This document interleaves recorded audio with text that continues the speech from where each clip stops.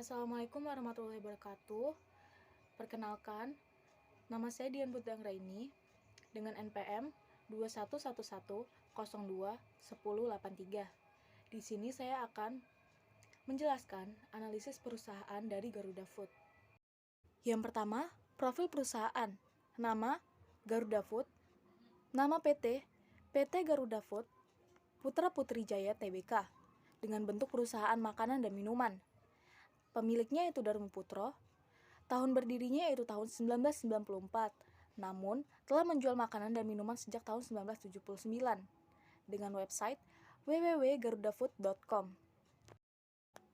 Kemudian, visi perusahaan dari Garuda Food yaitu memuaskan konsumen melalui produk-produk makanan dan minuman yang inovatif.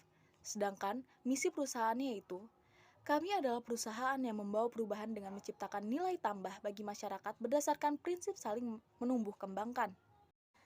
Kita memasuki analisis internal. Yang pertama, perkembangan pemasaran. PT Garuda Food Putra Putri Jaya Tbk berhasil meraih omset hingga 425,5 miliar di tahun 2018. Kesuksesan tersebut tidak terlepas dari keberhasilan Garuda Food dalam memperkenalkan produk-produk unggulan baru seiring dengan perubahan selera masyarakat di Indonesia. Yang kedua, operasional. Jaringan distribusi yang dimiliki oleh Garuda Food berkonsentrasi terhadap pendistribusian produk yang terdiri dari general trade, modern trade, dan institusi. GT mencakup penjual grosir dan toko retail. MT mencakup hipermarket, supermarket, dan minimarket. Institusi seperti kantin dan instansi pemerintah. Yang ketiga, sumber daya manusia. Perpaduan antara komitmen, kerja keras, cipta, rasa, dan karya, lebih dari 9.300 pribadi unggul telah menghasilkan produk inovatif dan berkualitas yang menguasai pasar lokal hingga regional. Kini, Garuda Food telah bertransformasi menjadi perusahaan makanan dan minuman terdepan di Indonesia.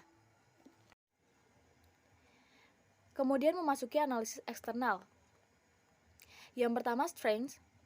Sebagai pelopor makanan ringan seperti snack kacang, pilus, dan biskuit, serta minuman coklat di Indonesia.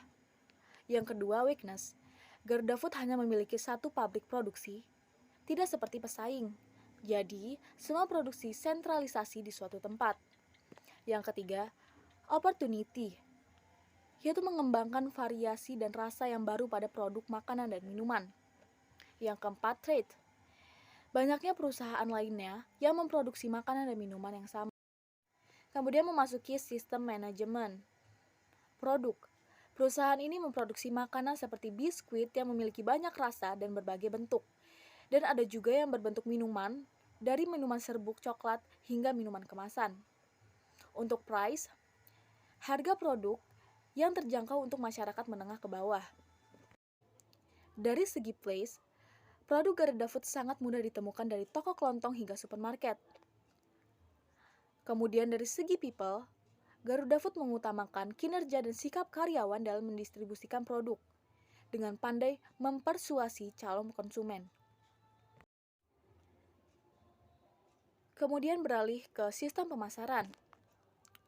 Sistem pemasaran yang dilakukan PT Garuda Food Putra Putri Jaya Tbk yaitu dengan cara memperkenalkan produk dan mempersuasi calon konsumen melalui iklan, pamflet, serta bekerja sama dengan toko-toko kecil ataupun supermarket.